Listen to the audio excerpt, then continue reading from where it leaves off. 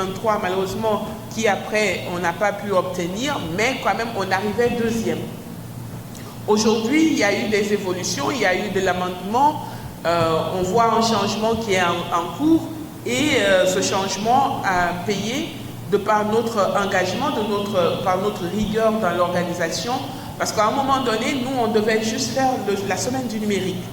Et la semaine du numérique était déjà très avancée, et l'équipe Smart Africa est venue constater les résultats sur le terrain, sur le niveau de préparation, et ils se sont dit, nous pensons que nous pouvons fusionner avec vous et faire de votre semaine du numérique le Transform Africa Summit. Donc c'est à féliciter, c'est un travail d'arrache-pied qui s'est fait sur une longue haleine, à chaque fois quand même qu'on était là avec eux pour dire nous sommes capables, ils l'ont évalué et ça c'est dit à lui. Au niveau des infrastructures, aujourd'hui on est tributaire d'un seul câble sous-marin, c'est vrai, mais nous sommes heureux d'annoncer aussi que l'étude de faisabilité pour l'atterrissage d'un second câble sous-marin a déjà été faite et complétée.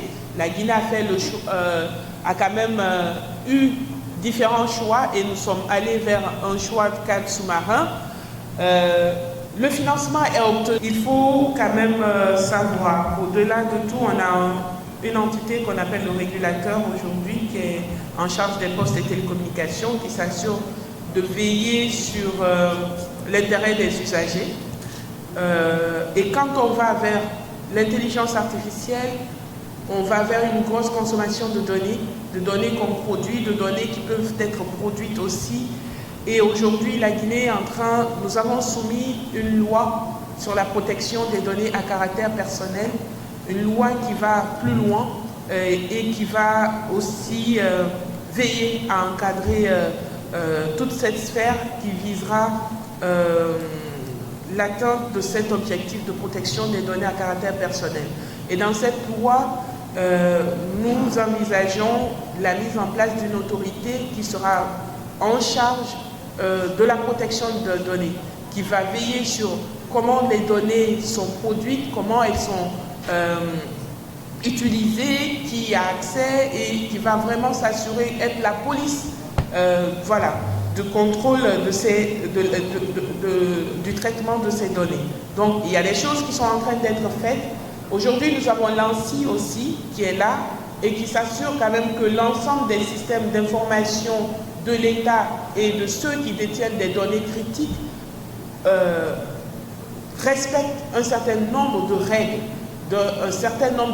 pour dire vous ne faites pas nos données n'importe comment, il faut que vous ayez un système de sécurité pour ne pas être atteint. Récemment, nous avons vu qu'au Sénégal, leur direction générale des impôts a fait l'objet d'attaques et l'ANSSI veille à ce que ce type de situation ne se produise pas. Donc, est-ce qu'il y a des parafeux? Est-ce que l'infrastructure sied à cette vocation? Est-ce que nous avons un système d'audit organisationnel qui veille à ce que les accès soient contrôlés, les accès physiques, mais les accès logiques aussi? Est-ce que l'ensemble des acteurs dans l'organisation, dans nos différentes organisations sont sensibilisés? Aujourd'hui, nous avons des programmes de formation, de sensibilisation au travers de toutes ces organisations pour développer les idées et la sensibilité des uns et des autres à l'usage du numérique. Concernant qu'est-ce que nous faisons pour les jeunes pour qu'ils soient aussi acteurs pendant ce sommet, il y a plusieurs événements qui vont avoir lieu où nous attendons quand même une grosse implication de notre jeunesse, de nos étudiants, de nos apprenants. Nous avons plusieurs concours, notamment le Grand Prix de l'Ansuten qui va être à sa finale pendant l'édition. Nous avons un concours pour les jeunes femmes qui évoluent aussi dans le domaine des technologies. Nous aurons aussi, même aussi la mise en lumière de nos acteurs du numérique qui vont intervenir sur des panels, qui vont être des speakers, qui vont présenter des projets à travers l'espace des stands, parce que nous aurons un village numérique guinéen où nous allons montrer notre savoir-faire Nous allons aussi donner l'opportunité à des startups d'être là pour présenter leurs projets au reste du monde, à des bailleurs, à des investisseurs qui peuvent venir aussi investir dans leurs projets en Guinée. Donc vraiment, ça sera un tournant où on invite chacun de saisir l'opportunité pour se montrer, pour tirer profit. La périodicité du TAS, normalement, elle est annuelle, mais depuis maintenant 2 ans, la dernière édition était au Zimbabwe.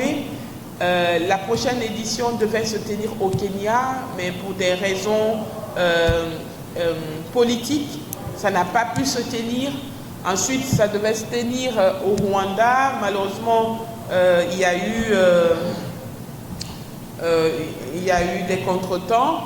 Et la Guinée était là et on nous a vus à l'œuvre, disons.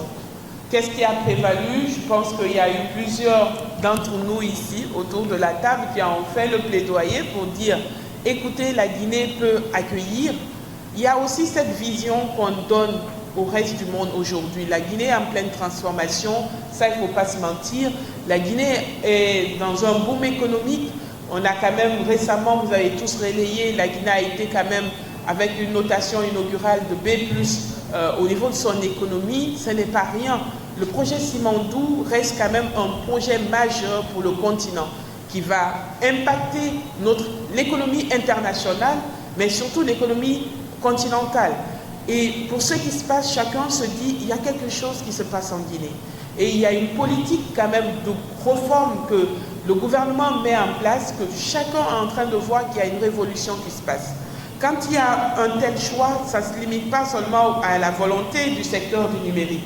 On évalue d'autres aspects sur le plan économique. Est-ce que c'est un pays fréquentable? Sur le plan diplomatique, est-ce que c'est un pays fréquentable? Sur le plan sanitaire, est-ce que c'est un pays fréquentable? Et aussi sur le plan même de la recherche académique, de l'innovation, est-ce que la Guinée peut répondre? Et il faut rappeler quand même que durant tous ces derniers temps, on a fait quand même preuve de manifestation à différents rendez-vous internationaux. La Guinée est allée, mais de façon très brillante. Les représentants étaient là et le niveau était là, on recueillait. Et il y a quand même aussi un président du Conseil des régulateurs qui siège quand même parmi nous ici et que je tiens à féliciter. Et ça a été fait à rude épreuve. Ça ne s'est pas obtenu parce que c'était la Guinée. C'est parce qu'on a démontré qu'on pouvait et qu'on pouvait avoir ce leadership. Récemment, nous avons été nommés aussi au conseil d'administration de l'innovation digitale de l'UIT. L'UIT qui est l'Union internationale des télécommunications qui régit l'ensemble des règles de fonctionnement des États en matière de télécommunications et du numérique. Donc c'est les Nations Unies du domaine des télécommunications. Et donc c'est tous ces signaux quand même qui montrent qu'aujourd'hui quelque chose est en train de se passer. On peut répondre et il y a eu quand même une évaluation. Il y a eu un dossier de le pays contribue à la hauteur, mais sinon c'est Smart Africa qui organise, qui avec les sponsors et les partenaires supporte le coût de l'organisation. Le pays bien entendu qui accueille apporte une contribution en termes d'hébergement par exemple des VIP qui sont des chefs d'État, en termes de protection, par exemple sécurité, ça c'est un peu net.